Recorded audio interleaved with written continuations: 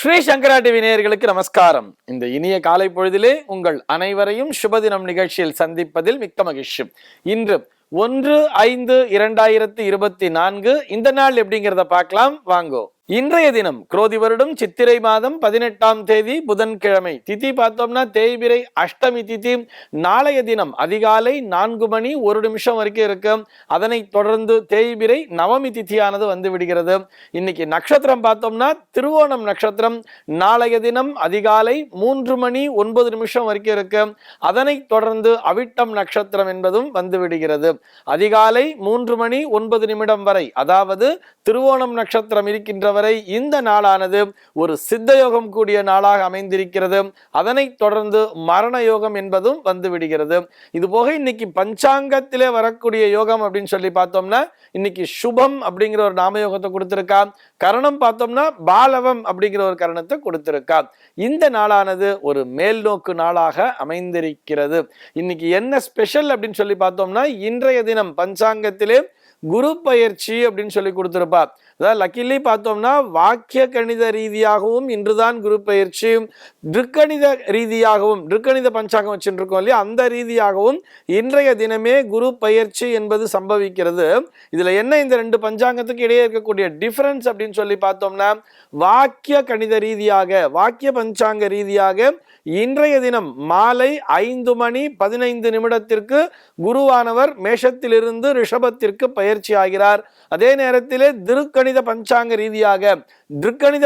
ரீதியாக பார்த்தோம்னா பகல் 11 மணி 54 நிமிடத்திற்கு குரு பயிற்சி என்பது சம்பவிக்கிறது. இது போக இன்னைக்கு என்ன ஸ்பெஷல் அப்படின்னு சொல்லி பார்த்தோம்னா இன்றைய தினம் திருவோண நட்சத்திரம் அப்படிங்கிறது வியாபிச்சுட்டு இருக்கிறதுனால இன்னைக்கு ஸ்ரவண விரதம் அப்படின்னு சொல்லி கொடுத்திருக்கா. அதாவது புதன்கிழமை நாளாகவும் அமைந்திருக்கிறது, பெருமாளுக்குரிய இந்த ஸ்ரவண நட்சத்திரமாகவும் அமைந்திருக்கிறது. ஆக பெருமாளை நினைத்து விரதம் இருப்பவர்கள் இன்றைய தினத்தினை பயன்படுத்தி கொள்ள வேண்டியது. இது போக இன்றைய தினம் சித்திரை ஸ்ரவணம், சைத்திர ஸ்ரவணம் சொல்லுவா. சித்திரை மாதத்திலே வரக்கூடிய திருவோண நட்சத்திரம் என்பதால் இன்றைய தினம் நடராஜர் அபிஷேகம் அப்படின்னு சொல்லி பஞ்சாங்கத்துல கொடுத்திருப்ப. இன்றைய தினம் அருகிலுள்ள சிவாலயத்திலே காலை பொழுதிலே அந்த நடராஜர் அபிஷேகம் என்பது நடக்கும். இது போக இன்றைய தினம் மே 1ஆம் தேதி அல்லவா, மே தினம்னு சொல்லுவா, உழைப்பாளர் தினம் அப்படின்னு கொடுத்திருக்கா. சரி, சென்னையை பொறுத்தவரை இன்றைய தினத்தினுடைய சூரிய உதயம் என்பது காலை 5 மணி 51 நிமிடத்திற்கும் சூரிய அஸ்தமனம் என்பது மாலை 6 மணி 20 நிமிடத்திற்கும் சம்பவிக்கிறது. சந்திர உதயம் என்பது இரவு 12 மணி 58 நிமிடத்திற்கும் சந்திர அஸ்தமனம் என்பது பகல் 11 மணி 57 நிமிடத்திற்கும் சம்பவிக்கிறது.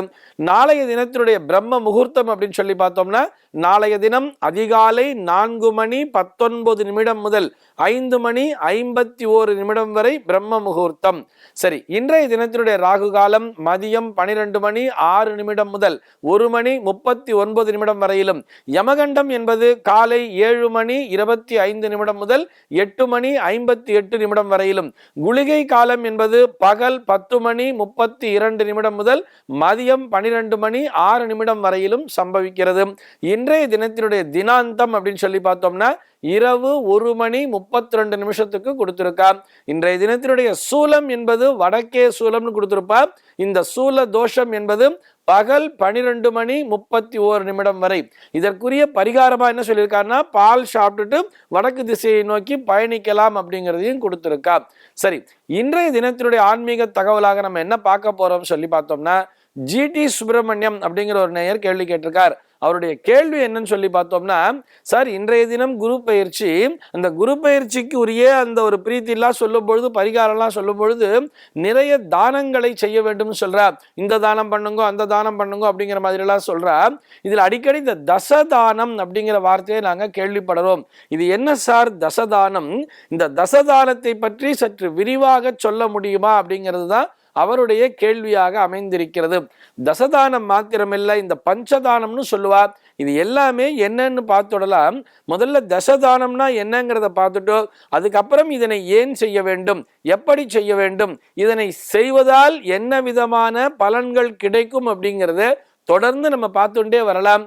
இன்றைய தினம் பார்த்தோம்னா இப்ப தசதானம்னா என்ன அப்படின்னு சொல்லி பார்த்தோம்னா அதற்குரிய ஒரு ஸ்லோகம், அதாவது ஒரு வாக்கியம் எப்படி சொல்றது அப்படின்னு சொல்லி பார்த்தோம்னா கோபூதில ஹிரண்யாஜ்ய வஸ்திரதானிய குடானிச்சா ரௌப்யம் லவண மித்யாஹு தசதானி பண்டிதாக அப்படின்னு சொல்றது. இது என்ன சார் அர்த்தம் அப்படின்னு சொல்லி பார்த்தோம்னா, கோ பூ தில அப்படின்னு சொல்றா. முதல்ல கோ அப்படின்னு சொன்னா கோதானம்ங்கிற வார்த்தையை கேள்விப்பட்டிருப்போம் இல்லையா? கோன்னு சொன்னா பசுமாடு தானம் செய்ய வேண்டும். அடுத்தபடியாக பூதானம், பூ அப்படின்னு சொன்னா பூமின்னு அர்த்தம். பூமி தானம், நிலத்தினை தானமாக செய்ய வேண்டும். தில தானம், திலம்னு சொன்னா எள்ளு, எள்ளு தானம் செய்ய வேண்டும். கோ பூ தில. அடுத்தபடியா பார்த்தோம்னா ஹிரண்யாஜ்ய அப்படின்னு சொல்றா. ஹிரண்யம்னு சொன்னா தங்கம், சொர்ணம்னு சொல்லுவா. தங்கத்தினை தானமாக செய்ய வேண்டும்.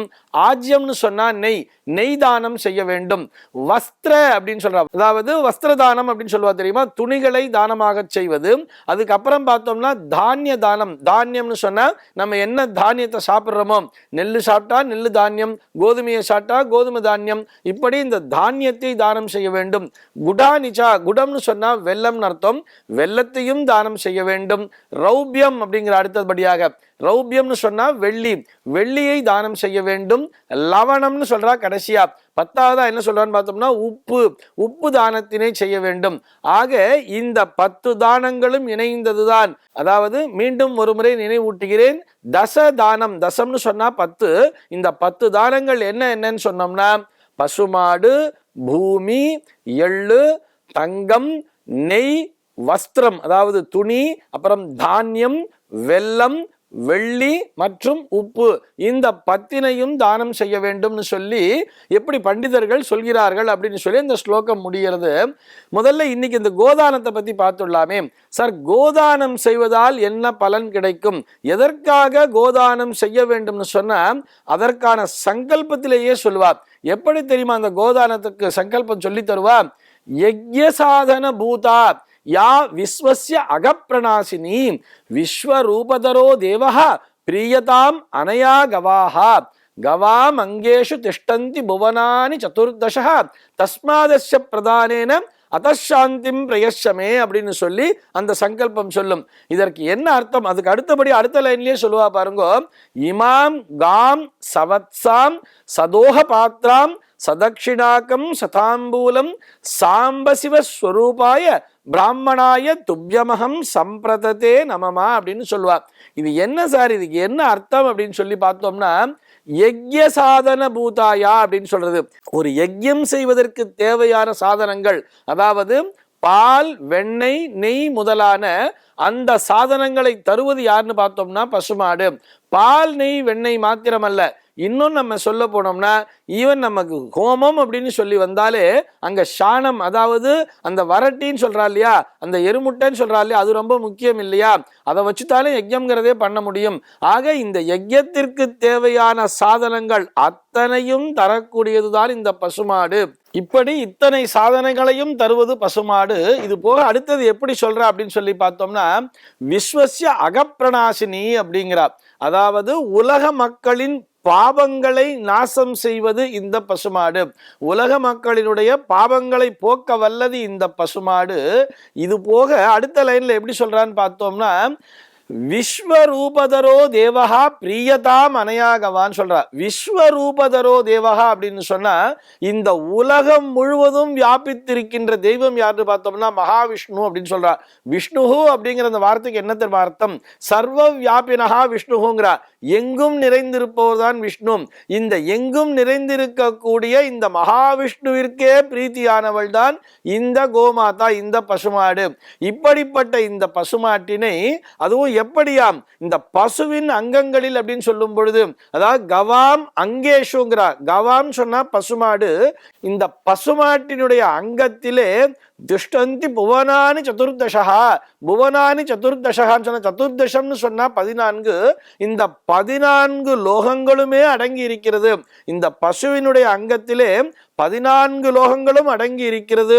இந்த உலகம் முழுவதும் வியாபித்து கொண்டிருக்கின்ற இந்த மகாவிஷ்ணுக்கு பிரீத்தியாகிய இந்த பசுமாட்டினை எப்படி தானம் தரேன்னு சொல்றா தெரியுமா? சதாம்பூலம் சதக்ஷிணாக்கம்லாம் சொல்லிட்டா, ரைட்டு.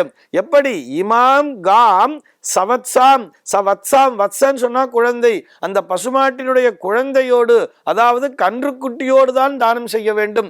கன்றில்லாமல் மாட்டினை தானம் செய்யக்கூடாது. அந்த பசுமாட்டுக்கு பிறந்த அந்த கன்று குட்டியோடு சேர்த்து தானம் செய்ய வேண்டும்.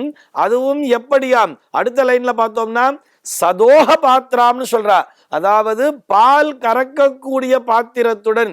இதை யாருமே கவனிக்கிறதே இல்லை. வெறும் பசுமாட்டினை மட்டும் தானம் செய்கிறார்களே தவிர அந்த பால் கறக்கக்கூடிய பாத்திரத்துடன் சதோக பாத்திராம் சதக்ஷிணாகம் சதாம்பூலம் அப்படிங்கிறார். சதக்ஷிணாகம் தட்சிணையோடு இணைந்த, தாம்பூலத்தோடு இணைந்து எப்படி கொடுக்க வேண்டும்? சாம்ப சிவஸ்வரூபாய, அங்கே வந்திருக்கக்கூடிய அந்த பிராமணரை சாம்ப சதாசிவஸ்வரூபமாகவே பார்த்து, சிவபெருமானாகவே பார்த்து, சாம்ப சதாசிவஸ்வரூபாய பிராமணாய துப்யமகம் சம்பிரதத்தே நமமான்னு சொல்லி, நமமான்னு சொன்ன இந்த தானத்தை உங்களுக்கு கொடுத்து விட்டேன், நான் அம்மா இனிமேல் இது என்னுடையது அல்ல அப்படின்னு சொல்லி அந்த தானத்தினை செய்ய வேண்டுமாம். அவ்வாறு அந்த தானத்தினை செய்யும் பொழுது நம்முடைய பாவங்கள் அத்தனையும் தொலைந்து போகிறது. தெரிந்தும் தெரியாமலும் செய்யக்கூடிய அனைத்து பாவங்களும், எல்லா விதமான தோஷங்களும் இந்த கோதானம் செய்வதன் மூலமாக நீங்குகிறது அப்படின்னு சொல்லி இருக்கார். இனி வரும் காலங்களில் நம்ம அடுத்து ஒன்னொன்னா என்னென்ன தானங்கள் இருக்கு, இப்ப நாளைய தினம் பார்த்தோம்னா இந்த பூதானம்னா என்ன, அதாவது ஸ்வர்ண தானம்னா என்ன, ஆஜ்ய தானம்னா என்னங்கிறதெல்லாம் தொடர்ந்து நம்ம பார்த்துட்டே வரலாம். இந்த தகவலோடு இன்றைய தினம் நான் உங்களிடமிருந்து விடைபெற்றுக் கொள்கிறேன். மீண்டும் உங்கள் அனைவரையும் நாளைய தினம் ஒரு சுவாரஸ்யமான தகவலோடு சந்திக்கிறேன். எம்பெருமானினுடைய திருவருளினாலே இந்த நாள் உங்கள் அனைவருக்கும் சுப தினமாக அமைவதற்கு வாழ்த்துக்கள்.